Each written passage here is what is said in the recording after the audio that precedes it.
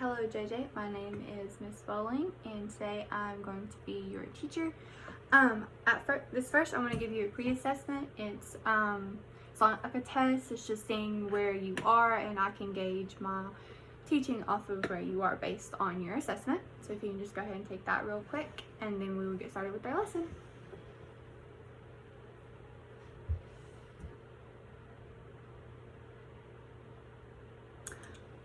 Alright, now that you have done your pre-assessment, I will take that up and place it over here. And now,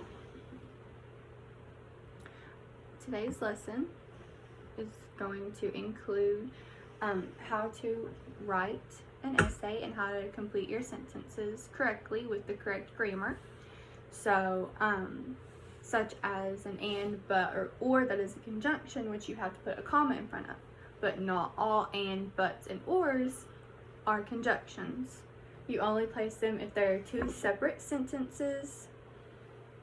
So like if one sentence is a whole sentence that you can do on its own, and then the second one is a complete sentence that you can leave on their own, but you want to combine them, you would put a comma and then a but, and, or. And that is the correct grammar. And what goes at the beginning of a sentence?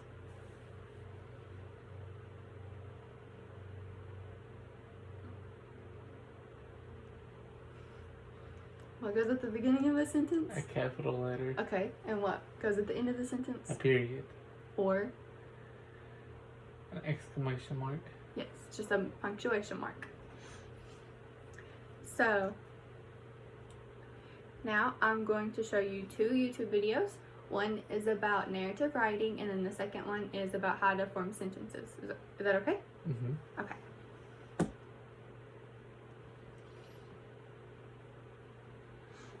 So here's this one, and this is on a smart board.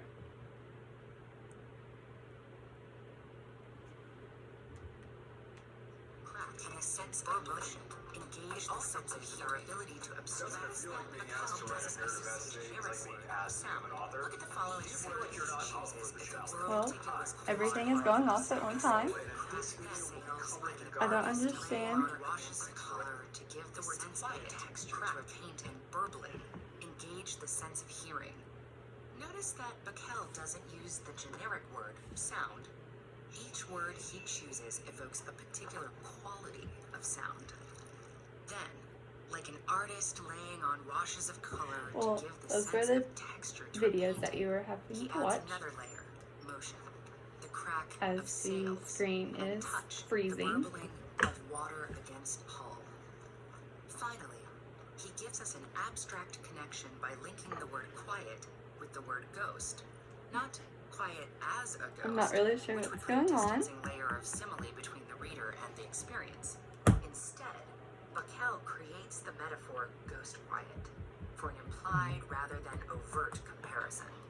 Writers are always told to avoid cliches because there's very little engagement for the reader in an overused image such as red as a rose, but give them. So now that we got that fixed, there's this worksheet explains how to write a narrative informative essay, which shows the introduction, the materials that you will need, and how many paragraphs are in a essay. Typically 4 to 5. You have your introduction, your 3 body paragraphs, and then you have your conclusion. Yes. So this just explains to you what you will need, how the introduction works, how, like, the materials that you need, pencil and paper. The body paragraphs are those that you introduce your 3 main topics in your introduction, and then the 3 main topics would be your 3 paragraphs in your body. And you always start with an attention grabber in the beginning of a paragraph for the introduction, and then it could be a question, a quote, a sentence, something that really catches the reader's eye. And in the 3 topics, say for the narrative you're writing about a random act of kindness, you would say 3 random acts of kindness that you did, and each paragraph would be that random acts of kindness. And then the conclusion would be a summary of all of the all of the 3 main points restated. And that would be your topic sentence in the introduction, and you would restate the topic sentence in the conclusion. Now, I will put you in pairs so you can work on this together, and then you will have a take-home essay that you will be working with on your own. But before we do that, we're going to do a KWL chart. So that is just, you take your paper and you fold it like a hot dog, brochure, whichever one that you want to call it. And then you will open it up, and it should have 3 columns. And then you will label it either a K, W, or an L. And this is what you want to learn about this topic, and then you learned with the topic. So, if you can go ahead and fill out what you already know and you want to know, I will give you time to do that.